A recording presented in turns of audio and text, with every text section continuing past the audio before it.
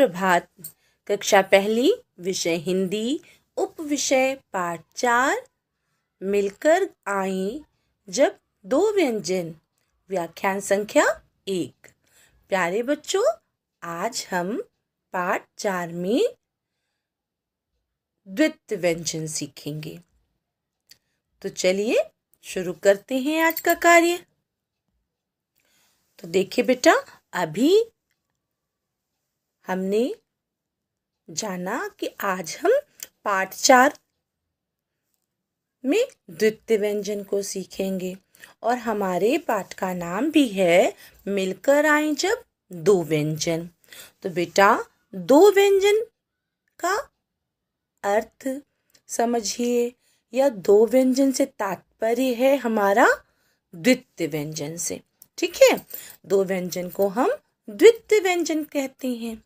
चलिए समझिए, द्वित्व व्यंजन से तात्पर्य है कि एक ही वर्ण के दो बार मिलने पर व्यंजन द्वित्व होता है।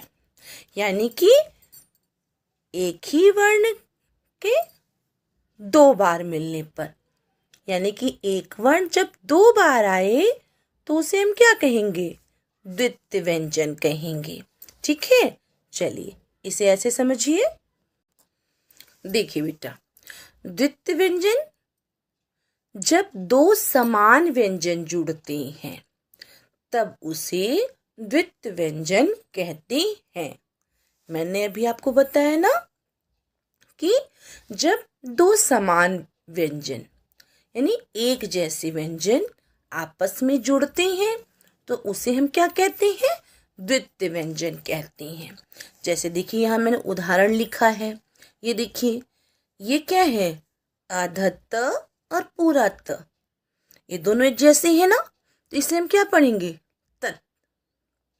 अब ये देखिए, आधा क और पूरा क, दोनों समान है ना, एक ही वर्ण दो बार आया हुआ है, और तो इसे हम क्या कहेंगे? द्वित्व व्यंजन कहेंगे। ठीक है, क्या पढ़ेंगे? कब।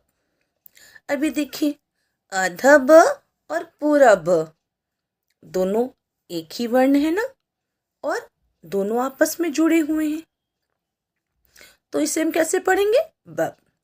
अभी मैंने आपको यही समझाया कि जब दो समान व्यंजन जुड़ते हैं तब उसे द्वित्व व्यंजन कहते हैं। अब आपको समझ में आ गया कि द्वित्व व्यंजन किसे कहते हैं? बेटा, जब कोई भी व्यंजन है ना, और दो एक जैसे आएंगे, ठीक है, और वो आपस में जुड़े हुए होंगे, तो उसे हम क्या कहेंगे? द्वित्व व्यंजन कहेंगे। ठीक है, अभी यहाँ जो उदाहरण दिया है मैंने आपको, इसे आप समझेंगे। देखिए, आखिर ये आधे कैसे हुए? आपको आधे व्यंजन भी पता होने चाहिए ना कि आधे व्यंजन बनते कैसे हैं। तो चलिए पहले इसे भी थोड़ा सा समझ लीजिए। ठीक है, देखिए बेटा, दो समान व्यंजन जब एक साथ आए तो पहला वर्ण भिन्न रूप में लिखा जाता है। अभी तक तो हमने जाना कि दो समान व्यंजन जब आपस में जुड़ते हैं तो उसे हम द्वित्व व्यंजन कहते हैं। अब यहाँ पे आपको एक नई बात बताई जा रही है कि जब दो समान व्यंजन एक साथ आते हैं तो पहला वर्ण क्या होता है? भिन्न रूप में लिखा जाता है। भिन्न रूप से मतलब है बेटा, आधे अक्षर के रूप में लिखा जाता है। ठीक है, ये देखिए यहाँ पे दिया है ना, भिन्न रूप से लिखा जाता है, तो इसका मतलब है आधे अक्षर के रूप में लिखा जाता है। अब आधे अक्षर के बारे में मैंने अभी आपसे कहा कि हम इसे भी समझेंगे, तो चलिए समझिए। देखिए, ये देखिए बेटा, आधे अक्षर कैसे बनते हैं? देखिए, ये व्यंजन लिखे हुए हैं ना, क, ख, ग, घ, अंगा।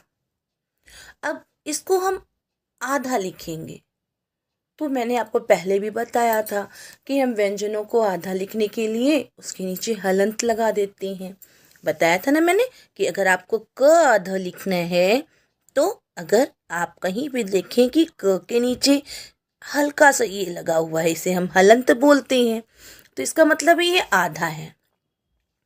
लेकिन आधे अक्षर के रूप में हमें अगर उसे लिखना है तो आप ऐसे भी लिख सकते हैं। देखिए, क की हमने क्या कर दी, ये जो इसकी पाई है ये हटा दी, है ना।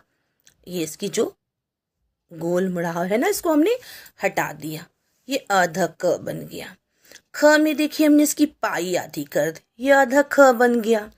ग को हमने आधा किया तो हमने ये पाई हटा दी, ग हमारा आधा हो गया। घ को हमें आधा करना है तो घ में हमने पाई हटा दी, घ हमारा आधा हो गया। अंगा को हम आधा नहीं करते बेटा, ठीक है। तब आप देख रहे हैं कि अगर आपको आधा क लिखना है तो आप क्या करेंगे, आप इसको मोड़ेंगे नहीं, यहीं तक रखेंगे। क और फ दो में आपको याद रखना है कि आप उसकी को नीचे तक नहीं ले जाएंगे, आपको यहीं छोड़ देना है, ठीक है। तो ये आधा क हो गया।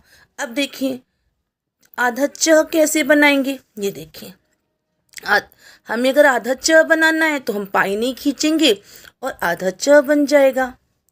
छ को हम आधा लिखने के लिए नीचे हलंत ही लगा देंगे, ठीक है बेटा। ज अगर हमें आधा लिखना है तो हम पाई हटा देंगे, ज हमारा आधा हो गया। झ हम आधा नहीं लिखते, ठीक है। और इया अगर हमें आधा बनाना है तो देखिए पाई हमने हटा दी, इया हमारा आधा हो गया। अब देखिए यहाँ पे ट, बेटा ट को हम आधा नहीं लिख सकते, ट के नीचे आपको हलंत ही लगाना होगा, ठीक है। देखिए मैंने लगाया हुआ है ना हलंत, अगर आप इसके नीचे हलंत लगा देंगे तो ये आधा हो गया। ठ के नीचे भी आपको हलंत लगाना पड़ेगा, ठ भी आप आधा नहीं लिख सकते। ड के नीचे भी आपको हलंत लगाना होगा, ऐसे ही ढ, क्योंकि बेटा ये जो वर्ण है, ये जो व्यंजन है, ये गोल है ना। इनकी बनावट देखिए गोल है, इसमें कोई पाई नहीं लगी हुई है। इसका ज्ञान आप आगे भी सीखेंगे, ठीक है। अभी तो हम इसे थोड़ा सा समझ रहे हैं ताकि आपको द्वित्व व्यंजन लिखते समय आसानी हो जाए। देखिए अड़ा में पाई है तो हमने पाई हटा दी, तो ये व्यंजन हमारा आधा हो गया।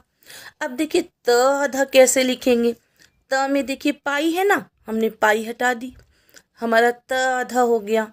थ अगर हमें आधा लिखना है, थ में भी पाई हटा देंगे। द गोल है ना, तो द में हमें क्या लगाना होगा, हलंत लगाना होगा।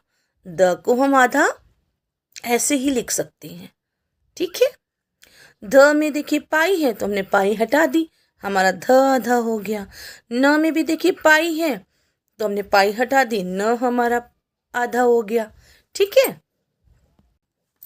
ये देखिए प को आधा लिखना है, पाई हटा देंगे, हमारा प आधा बन गया। फ में मैंने आपको क जब बताया तभी बताया ना बेटा कि फ को भी जब हम बनाएंगे ना तो क की तरह से बनाएंगे। जैसे मैंने आपको बताया था कि जब आप क लिखेंगे तो क को आधा ही छोड़ देंगे, उसको नीचे तक नहीं मोड़ेंगे, है ना, बताया था ना मैंने आपको। तो बेटा ऐसे ही देखिए फ जब हमने बनाया तो फ को हमने आधा ही रखा, उसको नीचे तक नहीं ले गए हम, तो ये हमारा आधा फ हो गया, ठीक है।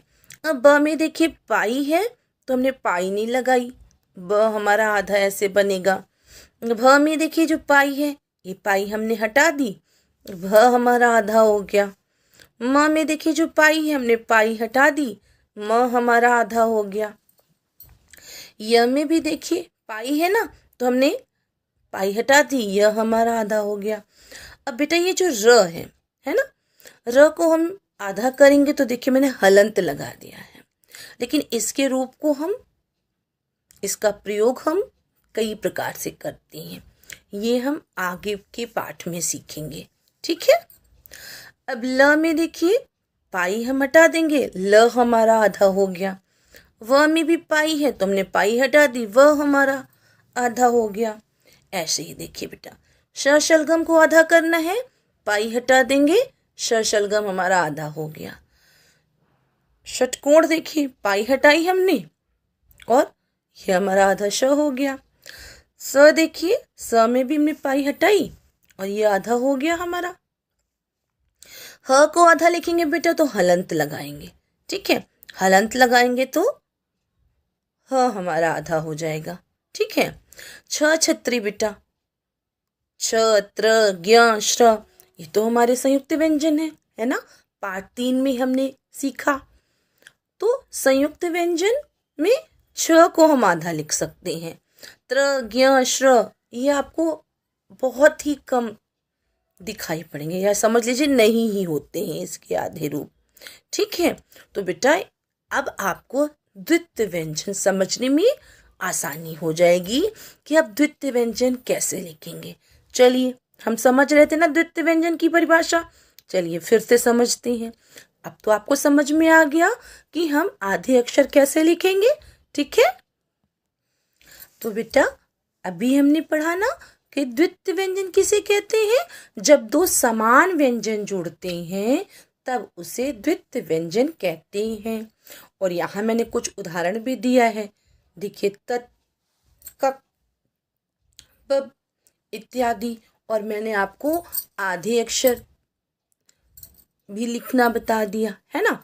अब आप इसे कक्षा कार्य में करते हुए सीखिए, ठीक है।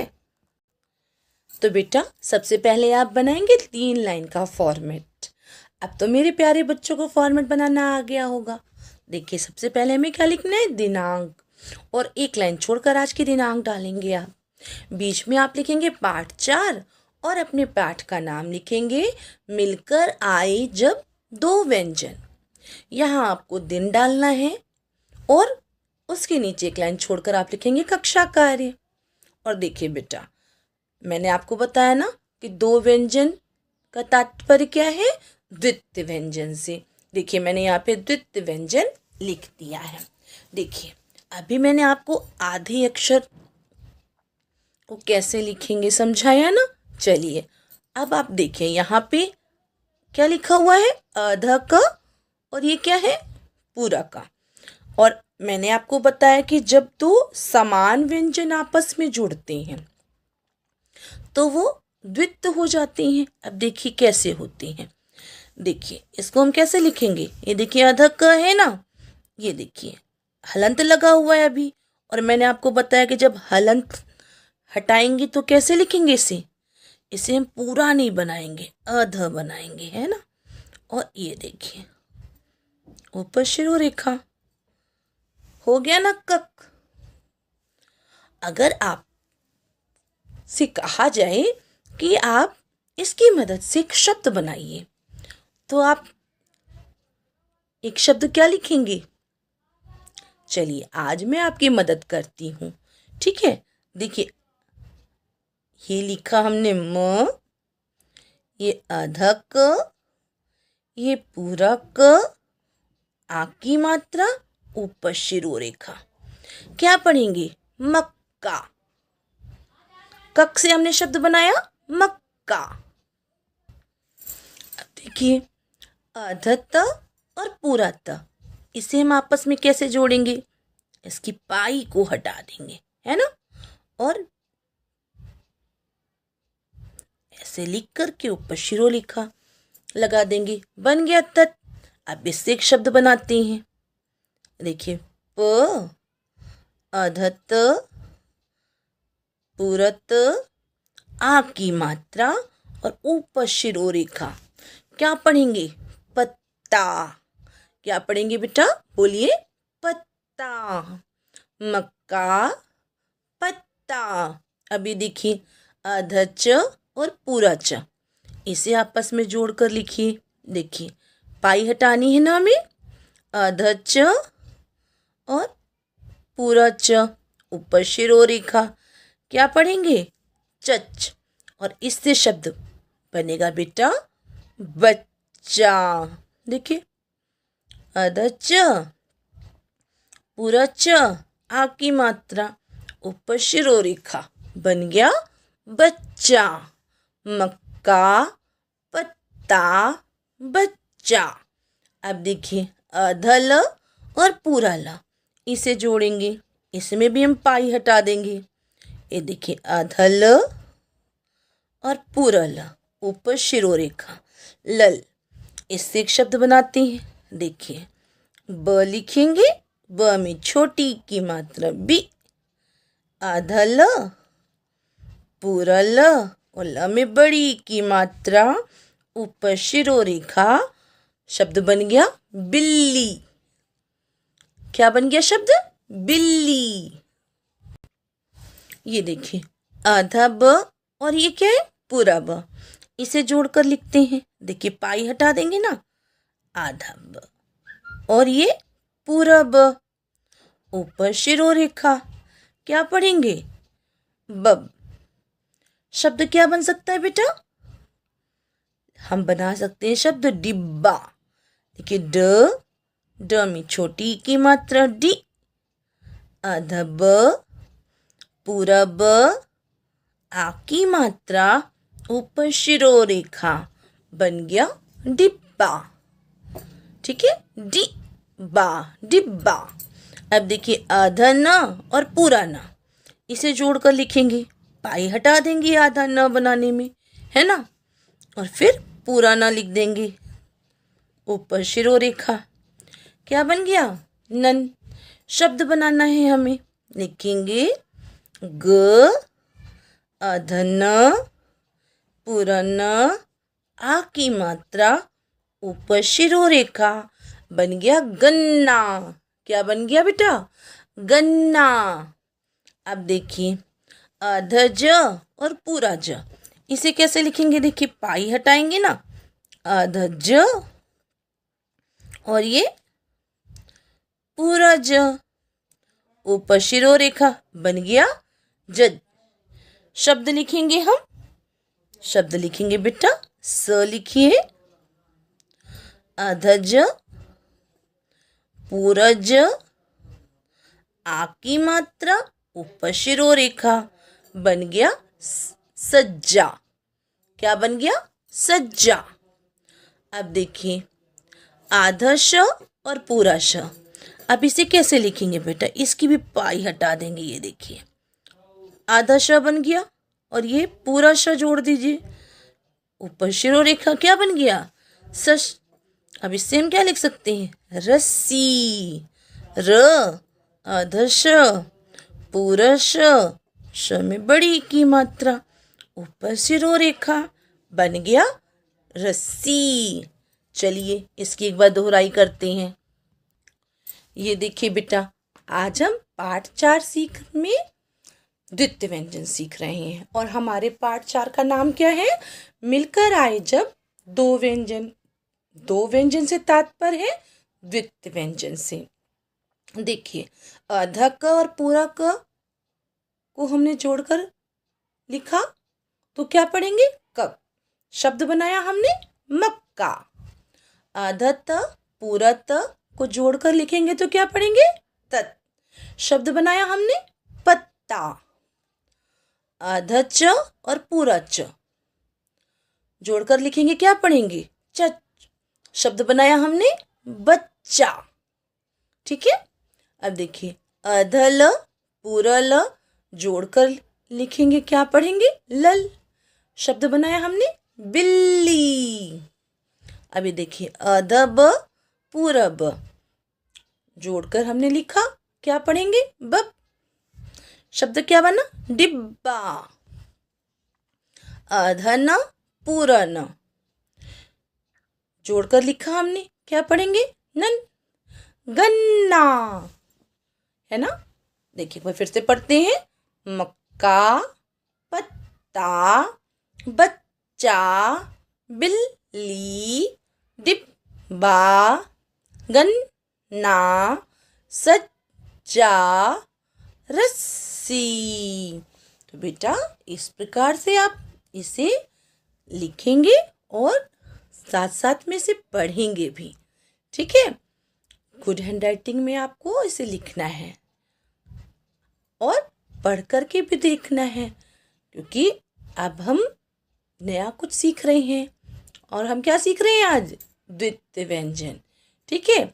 चलिए, अब आज का गृह कार्य। बेटा, मैंने गृह कार्य दिया गया है कि दिए गए द्वितीय व्यंजनों से शब्द बनाइए। उदाहरण के तौर पे देखिए, जैसे मैंने दिया कक, तो शब्द क्या बन गया? मक्का। तत, तो शब्द बनाया मैंने पत्ता। तो इस प्रकार से मैं आपको द्वितीय व्यंजन दे रही हूँ और आपको क्या करना है? उनसे एक एक शब्द बनाना है। देखिए, पहला मैंने दिया है कक, दूसरा है नन, तीसरा है चच, चौथा है लल, पांचवा है बब, छठा है जज। तो आपको इनसे एक एक शब्द लिखने हैं, जैसा कि मैंने अभी आपको सिखाया है। ठीक है बेटा। और सातवां मैंने दिया है तत्। तो आपको दिए गए द्वितीय व्यंजन से एक एक शब्द बनाना है। सुंदर लेख में आपको कार्य करना है, समझकर कार्य करना है और करने के बाद में उसे पढ़ना भी है। ठीक है बेटा, जिससे आपको द्वितीय व्यंजन के शब्दों को पढ़ना आ जाएगा। आशा है आपको आज की वीडियो पसंद आई होगी। आप हमारे चैनल को सब्सक्राइब कीजिए और वीडियो को लाइक कीजिए। धन्यवाद।